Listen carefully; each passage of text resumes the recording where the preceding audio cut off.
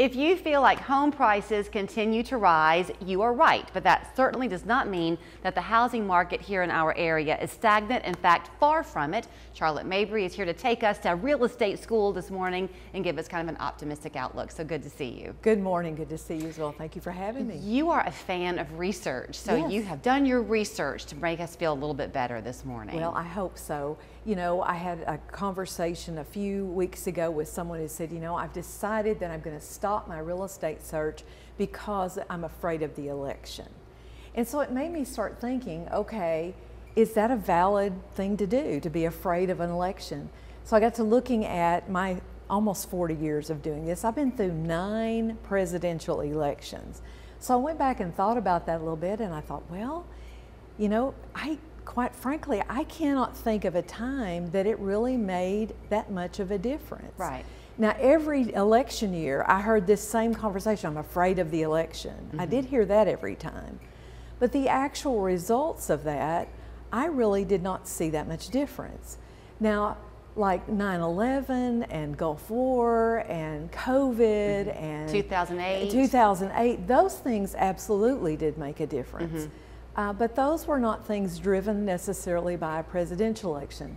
The mortgage crisis in 2008 really did start with a policy change from Bill Clinton that he changed, and the mortgage bankers ran with that.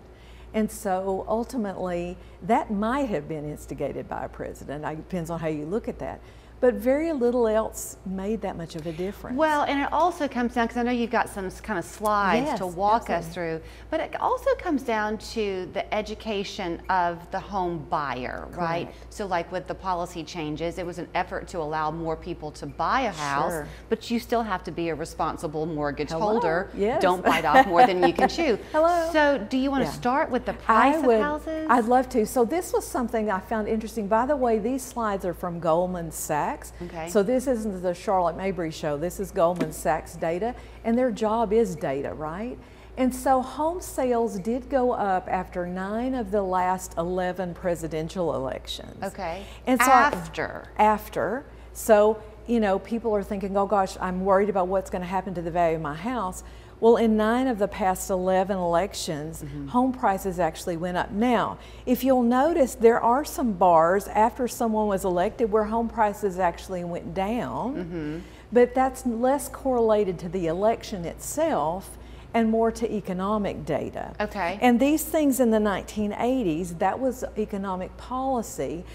I think I'd be more worried about who do we elect to Congress than maybe the presidential election. Also, if you're old enough to have lived through the 1980s, taking a look at the fact that the home sales still went up, that was when interest rates were double digits. Absolutely, and we're going to talk about mortgage rates here in just a minute as well. All right. And so the next slide there shows that home prices actually went up as well, not just the amount of sales going up, but home prices have gone up 7 out of the last 8 elections. Okay. Now that one in 2008, 2009 area, that is where home prices did go down. Again, was that the result of a presidential election?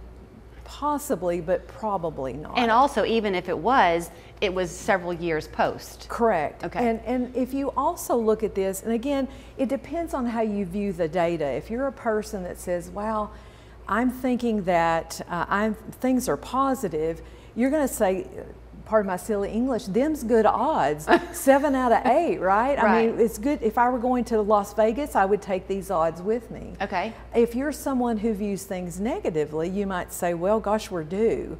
We're due for something bad to happen. And I don't think that way. And I don't think the data presents that. And hopefully our data here will overcome the drama that you might be feeling. Okay, I'm curious for what the next slide's going to be. So mortgage rates, let's talk about that. Mortgage rates actually decreased leading up to 8 of the past 11 presidential elections. That probably was on purpose. I don't direct the financial things in the United States, but I do think there's some manipulation of that potentially. But if you are looking at and worried about interest rate, there's a chance that it might be going down imminently. But look at that if you want to be a student of things. So look at the 1980s. Yeah, consistently throughout. For sure. High, high, high. Then you hit the 90s. That was the year of the balanced budget. Absolutely. With Bill Clinton Right. and Newt Gingrich, Right. It hovered in those 8%. Yeah, absolutely. And then only down to 6%. This is really novel. It is. This is not normal. This is really not normal. I got into real estate in 1986. The interest rates had just come down to 10%. And I bought my first house then as well, and interest rates had just come down. So again, you have to have some, history gives us some perspective. Okay, something else as you get to the next slide, but I think is a matter of just consideration, I guess, is that typically when those interest rates are high, typically, pricings are lower or more steady. And that has not been the case. That has not been the case, and I think that's what has a lot of people scared. For sure, and you must have looked at my slides because that leads to the next one. Okay. Housing affordability. The things that I think our politicians and leaders really do need to be talking about right now is housing affordability, because it is now at the lowest point in really record-keeping history of housing things.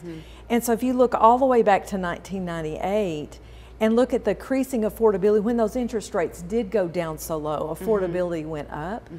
But we now have the lowest point there, and that is a result of high interest rates and high prices. Both. So we've got to wrap it up, but the moral of the lesson today is don't be afraid to buy, just be smart. Just be smart. And you know, if you are having a life event, like you need to be transferred, or maybe you've outgrown your house, you have new children, or you're getting married, don't be afraid to go out there and start that process. And I'll say this on the start as I show you her information to where to find her. If you are a first-time home buyer, don't be afraid to have a starter home. There is no shame in that either. Absolutely not. We don't all have to begin with a high-dollar home for our first purchase. Surely. CharlotteMabryTeam.com is her website. Thank you, teacher.